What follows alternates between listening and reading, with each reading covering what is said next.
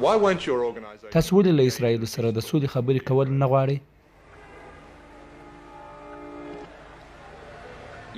نو مطلب تاسو د سولې رښتونی خبرې نه یادوي، مطلب نړیوالتوب یادوي، تسلیمي یادوي. ولې فقط خبرې نه کوئ؟ خبرې له چا سره؟ د اسرائیل له مشرانو سره. دا نو مطلب د تورې او غاړې ترمنځ مذاکرات شي. شنو که په خونه کې تور او وسله نه وي بیا خو ښه اسانه خبرې کېږي.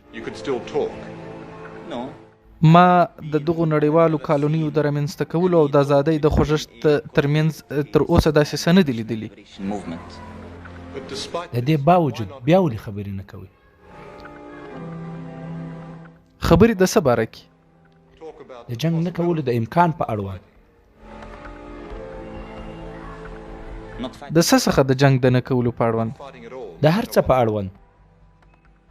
ګوره وګړي عموما د یو ارزښت لپاره مقاومت کوي او دوی د یو ارزښت لپاره مقاومت پرېږدي. نو بناءً دا نسي ویلی چې ولې موږ باید د څه اړوند خبرې وکړو، چې جنګ پرېږدو یا د جنګ د پرېښودلو په اړوند خبرې وکړو. ولې نه د اوربند اړوند خبرې، د مرګونو، ویجاړیو او دردونو د درولو اړوند؟